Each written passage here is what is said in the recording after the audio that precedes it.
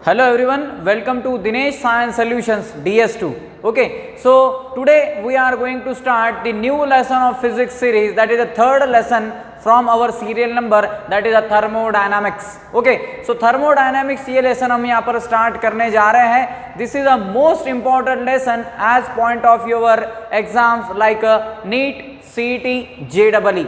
ठीक है, सभी एग्जाम्स के अंदर थर्मोडायनामिक्स के अंदर से क्वेश्चन आते हैं, मतलब आते हैं, काफ़ी ज़्यादा वेटेज इसको होता है.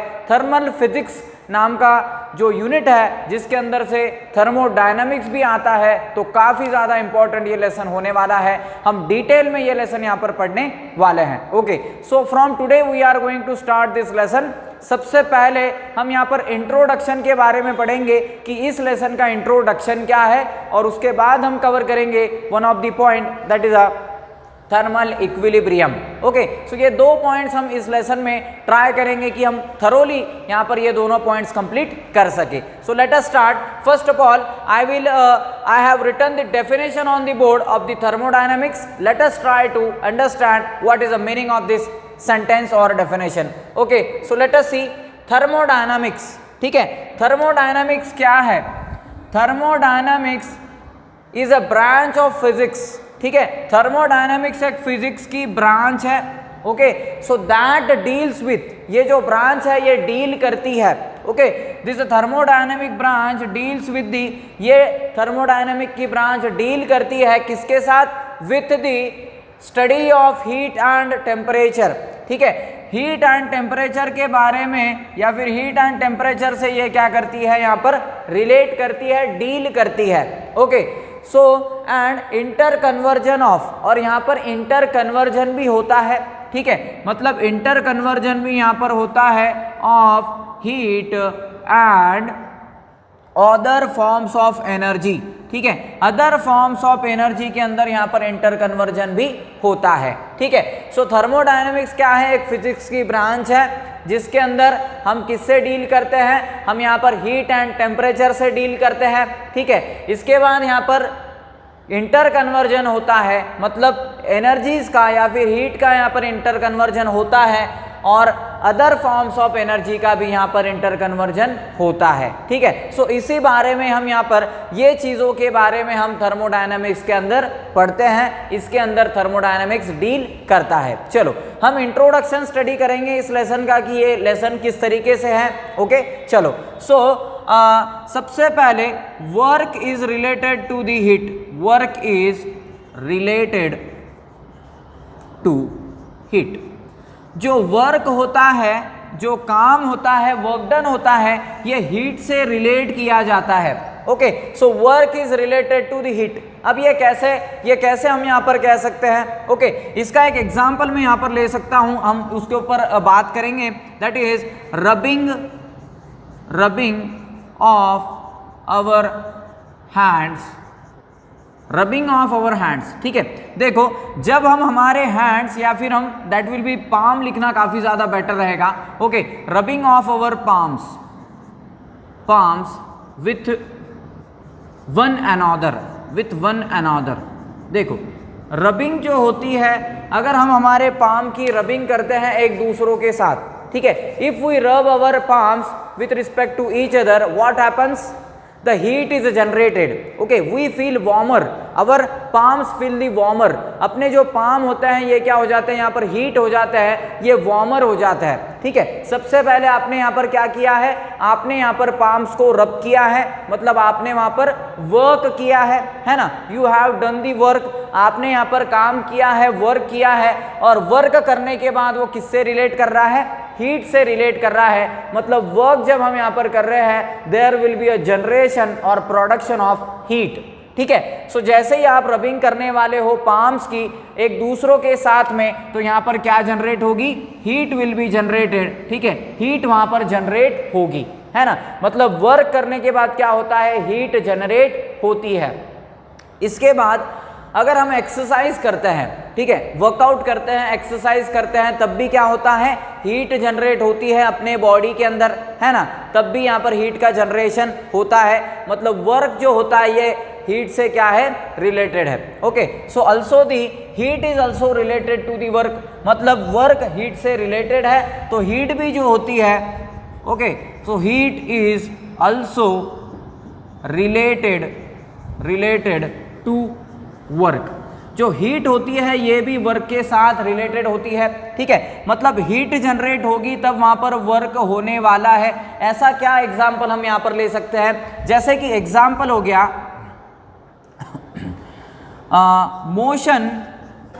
Motion of A vehicle, motion of A vehicle. देखो कोई भी व्हीकल आप कंसीडर कर लो, 2 व्हीलर, 3 व्हीलर, 4 व्हीलर, कोई भी व्हीकल आप कंसीडर करो, सबसे पहले आप क्या करते हो, इग्निशन देते हो, है ना। इग्निशन का तो मीनिंग ही होता है कि आप उसको क्या करते हो, जलाते हो, हीट प्रोवाइड करते हो, है ना।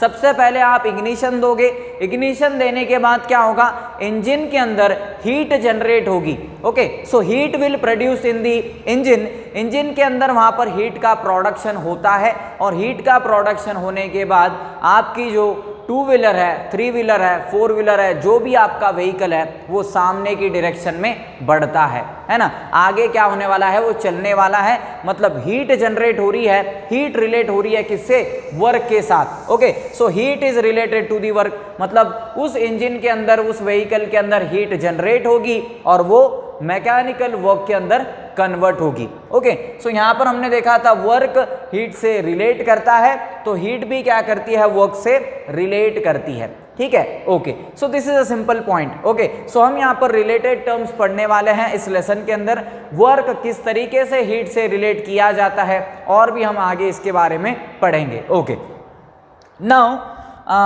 when modern physics was not developed, जब मॉडर्न फिजिक्स डेवलप नहीं हुआ था, है ना, जब मॉडर्न फिजिक्स डेवलप नहीं हुआ था तो हीट जो होती है, हीट, ठीक है, हीट जो होती है, हीट का डेफिनेशन करने का तरीका भी अलग था, ठीक है। जब मॉडर्न फिजिक्स डेवलप हुआ उसके बाद हमने बोलना स्टार्ट किया कि हीट क्या है, एक फॉर्म ऑफ एनर्जी है, heat is an form of energy.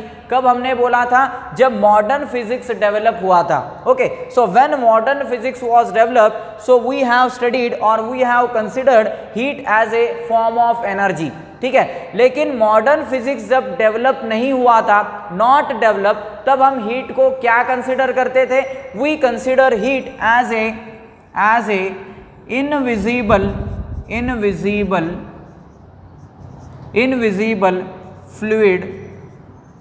Invisible fluid के तौर पे हम हीट को यहाँ पर कंसीडर करते थे जब मॉडर्न फिजिक्स डेवलप नहीं हुआ था। ओके, सो इनविजिबल फ्लूइड के तौर पे यहाँ पर हीट को कंसीडर किया जाता था, और ये जो इनविजिबल फ्लूइड है ये कहाँ पर प्रेजेंट होता था, इनविजिबल फ्लूइड ये प्रेजेंट होता था, प्रेजेंट बिटवीन और present in pores of substances, ठीक है।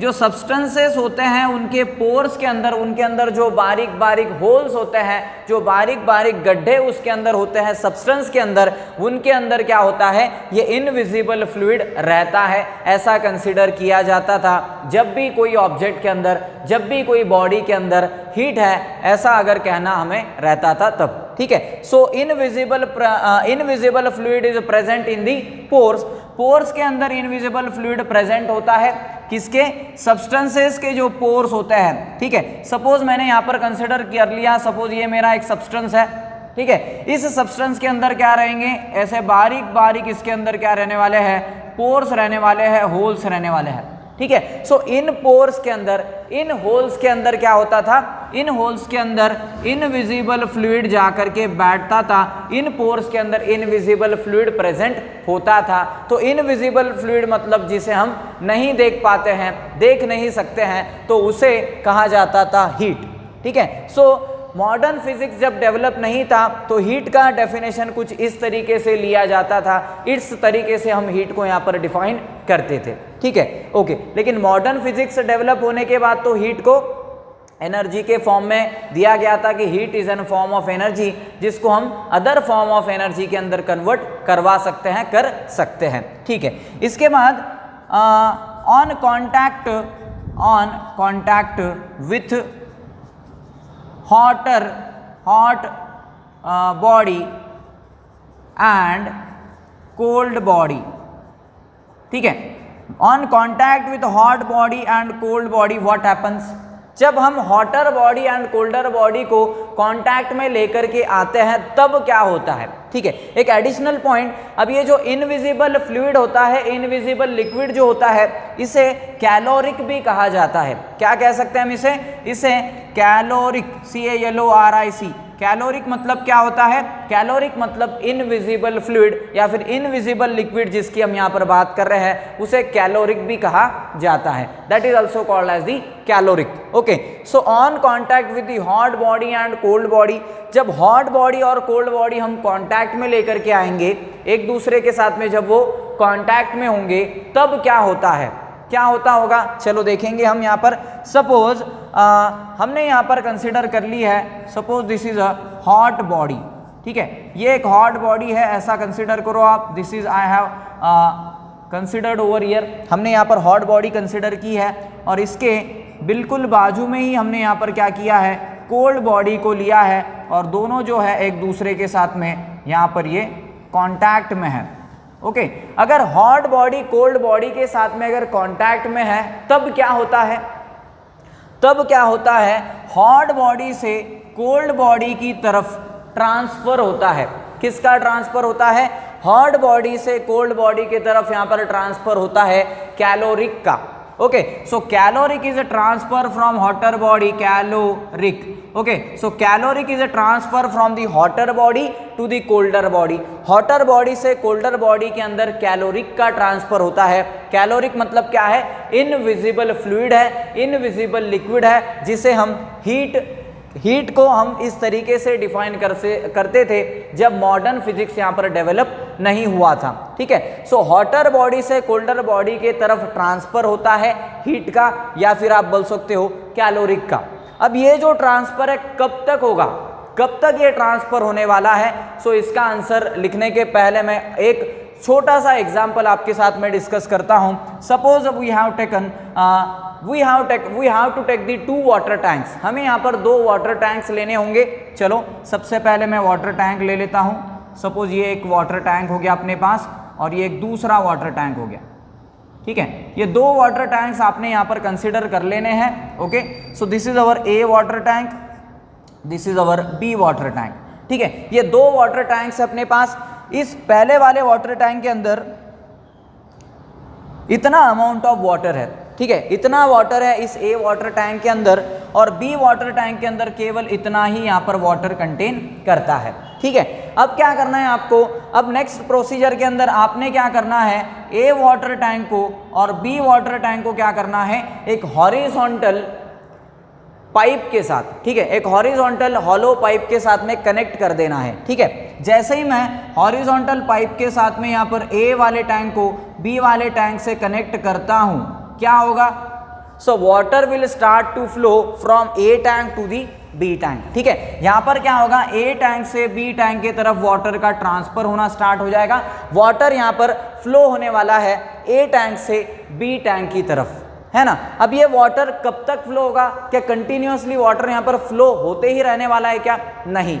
अब ये वाटर कब तक फ्लो होगा, जब तक A वाले टैंक की वाटर लेवल और B वाले टैंक की वाटर लेवल इक्वल होए तब तक। दोनों की वाटर लेवल जो है जब तक इक्वल होने वाली है, मतलब दोनों की वाटर लेवल यहाँ पर सेम हो जाएगी, इक्वल हो जाएगी, तब तक ये वाटर यहाँ पर फ्लो होते रहेगा। और इक्वल कब होगी, आई थिंक दिस डिस्टेंस के ऊपर यहाँ पर वाटर लेवल क्या होने वाली है, इक्वल होने वाली है। ठीक है, यहाँ पर इस डिस्टेंस के ऊपर क्या होगा, इतना वाटर यहाँ पर रहेगा A टैंक के अंदर, सेम वाटर यहाँ पर कंटेन करेगा B टैंक के अंदर। ठीक है, मतलब इतना लेवल होने वाला है दोनों टैंक्स के अंदर, मतलब इक्वल। ओके, कब तक ये ट्रांसफर होने वाला है वाटर का, जब तक कि A एंड B के अंदर इक्वल अमाउंट, इक्वल वाटर वहाँ पर ना रहे, तब तक यहाँ पर क्या होने वाला है, ट्रांसफर होने वाला है। सो इसी केस में क्या होगा, इस केस में भी सेम लॉजिक लगाना है आपने, हॉटर बॉडी से कोल्डर बॉडी की तरफ कब तक कैलोरिक का ट्रांसफर होगा? जब तक मेरा hot body and cold body के अंदर लेवल सेम नहीं हो जाता। ओके, सो यहाँ पर इक्वल नहीं हो जाता, इक्वल अमाउंट ऑफ यहाँ पर इक्वल कैलोरिक नहीं हो जाती तब तक। ओके, सो इक्वल कैलोरिक नहीं होती यहाँ पर तब तक यहाँ पर क्या होने वाला है? हॉट बॉडी से कोल्ड बॉडी की तरफ कैलोरिक का ट्रांसफर मतलब हीट का ट्रांसफर यहाँ पर होने वाला है। जब तक दोनों भी बॉडीज के अंदर मेरा इक्वल यहाँ पर हीट नहीं होता तब तक ये यहाँ पर ट्रांसफर होने वाला है। ठीक है, सो हम इसी डिस्कशन को आगे लेकर के जाते हैं। हम यहाँ पर इंट्रोडक्शन की बात कर रहे हैं इस लेसन के। ठीक है, केवल हम इंट्रोडक्शन यहाँ पर स्टडी कर रहे हैं इस लेसन का अभी फिलहाल। So one experiment was done by Benjamin Thompson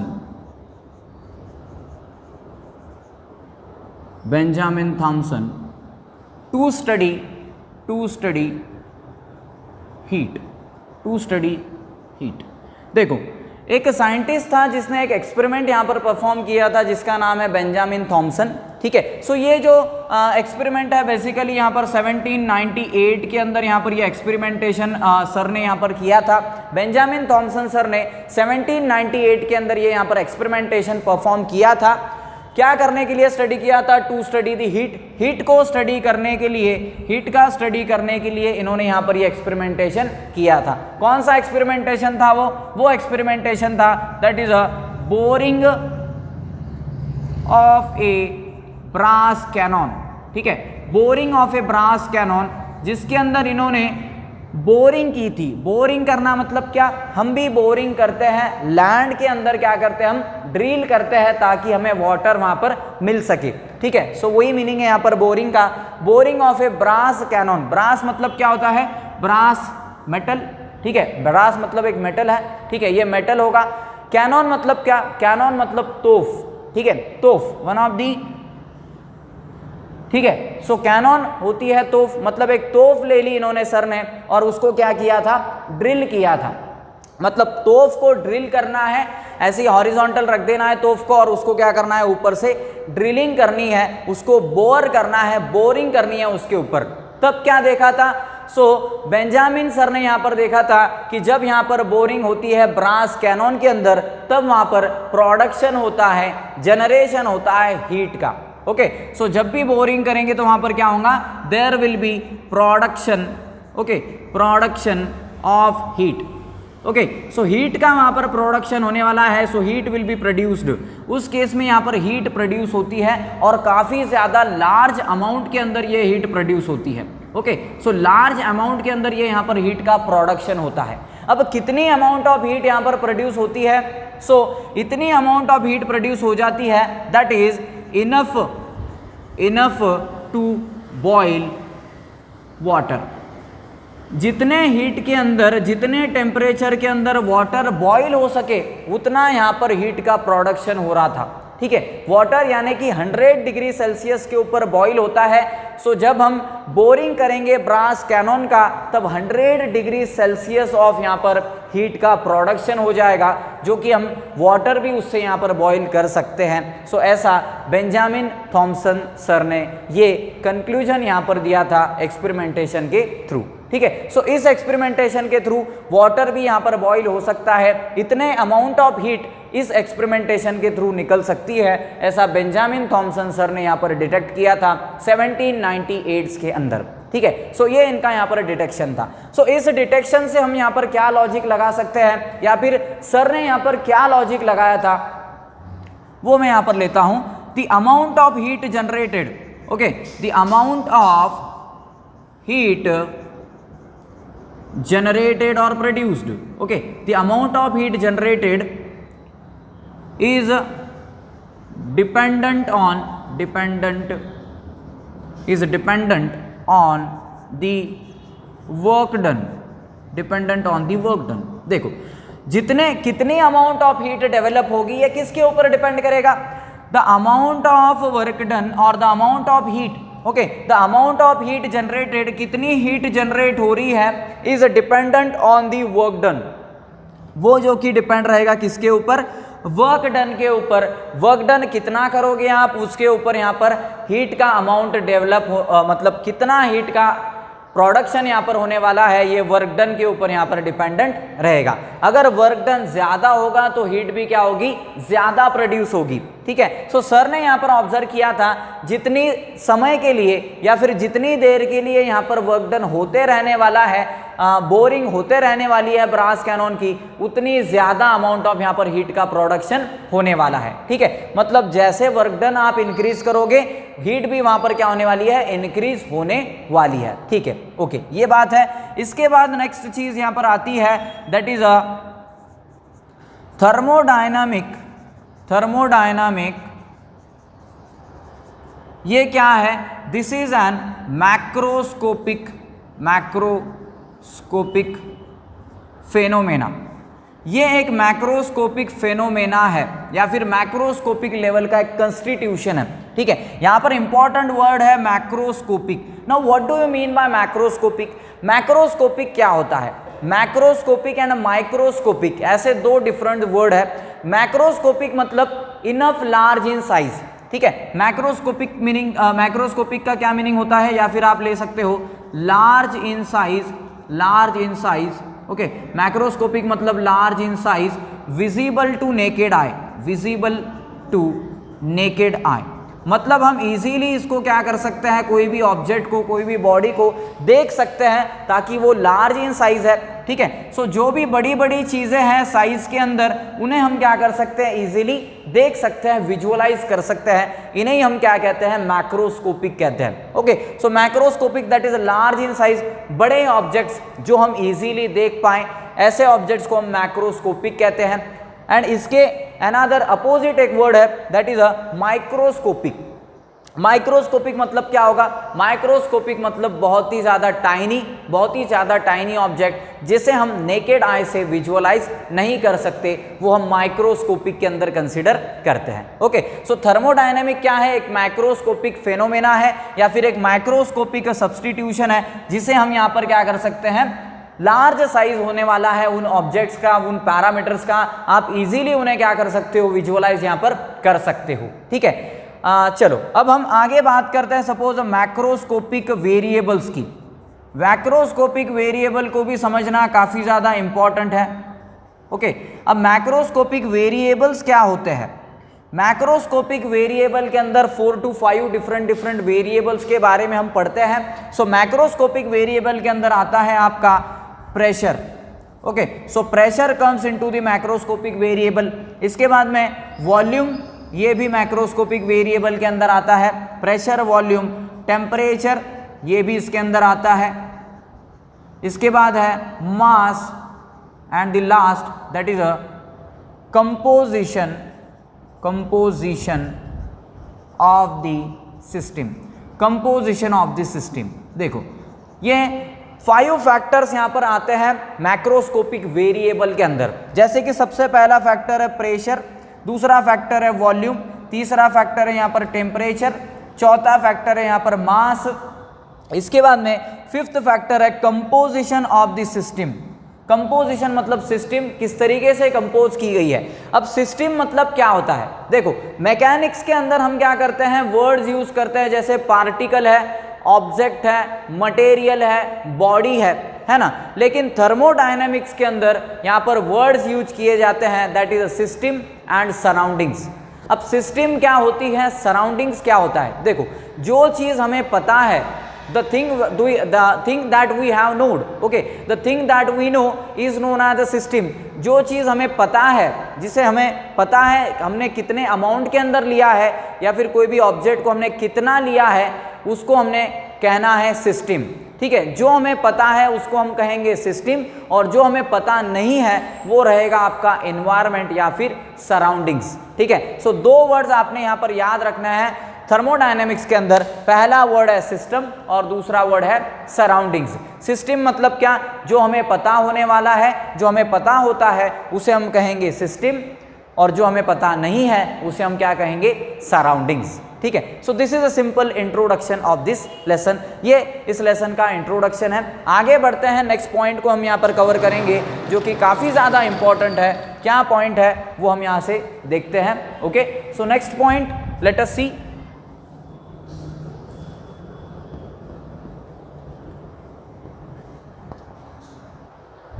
चलो next point, that is a thermal equilibrium. ठीक है, थर्मल इक्विलिब्रियम। अब ये थर्मल इक्विलिब्रियम क्या होता है? देखो, जब भी थर्म ये वर्ड रहेगा फिजिक्स या फिर केमिस्ट्री के अंदर तो उसका मीनिंग होता है हीट और या फिर टेम्परेचर। मतलब वहाँ पर हीट का कुछ ना कुछ रिलेशन है, टेम्परेचर का वहाँ पर रिलेशन है, वहीं पर यह वर्ड आता है थर्म। थर्म मतलब हीट। ओके, सो थर्मल इक्विलिब्रियम क्या होता है? What is a thermal equilibrium? चलो समझते हैं थर्मल इक्विलिब्रियम क्या होता है। ए system is said to be in thermal equilibrium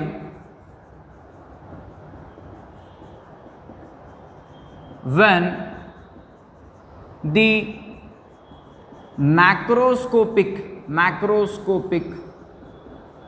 macroscopic variables of system does not changes with time। देखो, एक जो सिस्टम है, सिस्टम मतलब क्या? जो हमें पता है उसको हम सिस्टम कहेंगे, जो हमें पता नहीं है उसको हम सराउंडिंग या फिर इन्वायरमेंट कहेंगे। Okay, so a system is said to be in the thermal equilibrium. एक सिस्टम को हम कह सकते हैं जो कि थर्मल इक्विलिब्रियम के अंदर है। Okay, so a system is said to be in thermal equilibrium. कोई भी एक सिस्टम है जिसे हम कह सकते हैं कि वो थर्मल इक्विलिब्रियम में है। कब कह सकते हैं? When the macroscopic variables. Okay, जब मैक्रोस्कोपिक वेरिएबल्स, ओके, जब macroscopic variables of the system, मतलब सिस्टम के मैक्रोस्कोपिक वेरिएबल्स। मैक्रोस्कोपिक वेरिएबल्स मतलब क्या होता है? अभी हमने यहाँ पर पढ़ा था क्या क्या आता है उसके अंदर। Pressure, volume, temperature, mass and composition of the system. ये सभी चीज़ें किसके अंदर आती है? मैक्रोस्कोपिक वेरिएबल के अंदर। Okay, so macroscopic variable of the system, system के मैक्रोस्कोपिक वेरिएबल होते हैं। So macroscopic variable of the system does not changes. ठीक है, वो चेंज होने वाले नहीं है। नॉट चेंजेस किसके साथ में? With time. टाइम के साथ में अगर मैक्रोस्कोपिक वेरिएबल चेंज नहीं होते हैं तो उसे हम कहेंगे, उस सिस्टम को हम क्या कहेंगे? थर्मल इक्विलिब्रियम के अंदर है। ठीक है, अगर मैक्रोस्कोपिक वेरिएबल्स टाइम के हिसाब से, टाइम के अकॉर्डिंग चेंज नहीं होते, तभी हम कहेंगे वो सिस्टम क्या है? थर्मल इक्विलिब्रियम में है या फिर थर्मोडायनामिक इक्विलिब्रियम के अंदर है। चलो इसका एक सिंपल एग्जांपल मैं यहां पर ले लेता हूं। A gas enclosed in a rigid closed container. ठीक है, आपने यहां पर क्या करना है? गैस ले लेनी है क्लोज कंटेनर के अंदर। ठीक है, चलो हम यहाँ पर ग्लास को क्या करेंगे? गैस मॉलिक्यूल्स को इनक्लोज करेंगे रिजिड इनक्लोज्ड कंटेनर के अंदर, और उन कंटेनर के जो वॉल्स होने वाले हैं, ओके, सो जो कंटेनर होने वाला है, जो उसके वॉल्स होने वाले हैं, वो इंसुलेटेड होने चाहिए। इंसुलेटेड वो यहाँ पर वॉल्स रहने वाले हैं। इंसुलेटेड का मीनिंग क्या होता है? इंसुलेटेड मतलब वो एक्सचेंज नहीं करते। इंसुलेटेड मतलब वो एनर्जी को एक्सचेंज नहीं करेंगे बाहर से या फिर सराउंडिंग से जो ये वॉल्स होने वाले हैं, ये यहाँ पर एक्सचेंज नहीं करने वाले हैं कोई भी टाइप की एनर्जी या फिर कोई भी टाइप के मैटर को। ठीक है, सो सपोज मैं यहाँ पर कंसिडर करता हूँ एक कंटेनर, और हम यहाँ पर कंसिडर करेंगे suppose this is a container. ठीक है, एक कंटेनर मैंने यहाँ से कंसिडर कर लिया। ठीक है, इस कंटेनर के अंदर भी हम क्या करते हैं? यहाँ पर एक इसके अंदर कंपार्टमेंट कंसिडर करते हैं। Suppose this is a compartment. ठीक है, इस कंपार्टमेंट के अंदर अपना क्या है? सिस्टम है, मतलब इसके अंदर नंबर ऑफ गैसेस प्रेजेंट है, गैसेस के मॉलिक्यूल्स इसके अंदर प्रेजेंट है। ठीक है, so this acts like system. ये हमारा सिस्टम की तरह काम करेगा, सिस्टम की तरह ये यहाँ पर क्या करेगा? बिहेव करेगा। ओके, अब ये जो सिस्टम रहेगी और ये क्या रहेंगे? आसपास के इसके वॉल्स रहेंगे, ठीक है। ये टोटल क्या है, अपना कंटेनर है, ये अपना कंटेनर है। और कंटेनर के बाहर क्या होता है, कंटेनर के बाहर जो भी है उसको हम क्या कहेंगे, सराउंडिंग बोलेंगे, या फिर उसको हम इन्वायरमेंट भी कह सकते हैं। सराउंडिंग बोलो इन्वायरमेंट बोलो एक ही बात है, ठीक है। सो इसके अंदर जो रहेगा वो रहेगा हमारा सिस्टम। सो सिस्टम के अंदर आपने क्या लिया है, गैस मॉलिक्यूल्स लिए हैं, okay. So these are the gas molecules, ये गैस के क्या है, मॉलिक्यूल्स है, जो कि हमने यहाँ पर कंपार्टमेंट के अंदर कंसिडर किए हैं। इसके आउटर में क्या है, वॉल्स है, इस कंटेनर के वॉल्स है। तो कंटेनर के वॉल्स को मैं इस डैशेड लाइन से वहाँ पर बता देता हूँ, थोड़ा हम इसको शेडिंग यहाँ पर दे देते हैं, ठीक है। सो ये क्या है यहाँ पर,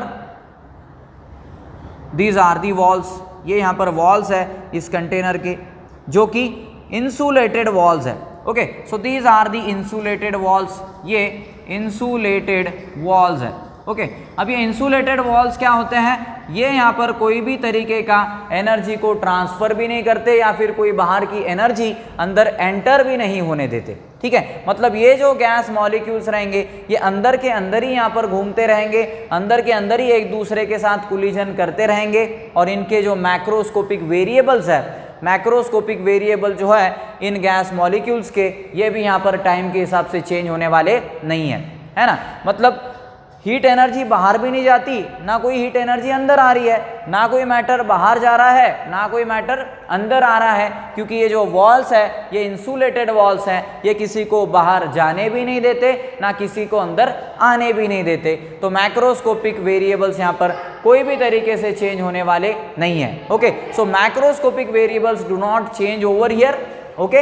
सो ये जो सिस्टम है इसको हम क्या कह सकते हैं, इस सिस्टम को हम यहाँ पर कह सकते हैं, ये जो सिस्टम है ये कैसी है, मेरी इक्विलिब्रियम के अंदर है, इक्विलिब्रियम के अंदर है, ओके। ये सिस्टम हमारी इक्विलिब्रियम के अंदर है, और हम कौन सा इक्विलिब्रियम पढ़ रहे हैं, हम यहाँ पर थर्मल इक्विलिब्रियम पढ़ रहे हैं। तो ये जो सिस्टम रहेगी ये थर्मल इक्विलिब्रियम के अंदर रहेगी, ठीक है। और भी इसके अंदर 2 एग्जाम्पल्स है, वो हम यहाँ पर नेक्स्ट लेक्चर के अंदर कंटिन्यू करेंगे, ठीक है। सो हमने यहाँ पर थर्मोडायनामिक्स का डेफिनेशन पढ़ा, उसका इंट्रोडक्शन किस तरीके से हमें यहाँ पर देखना है वो अपन ने यहाँ से कंप्लीट किया, और एक वन ऑफ दी पॉइंट, छोटा पॉइंट अपने सिलेबस का वो हमने देखा, दैट इज थर्मल इक्विलिब्रियम। किस तरीके से थर्मल इक्विलिब्रियम होता है, क्या उसके लिए कंडीशन होती है, वो अपन ने यहाँ से स्टडी आउट किया है, okay. So today we shall stop over here and next part will continue in next lecture. Thank you very much.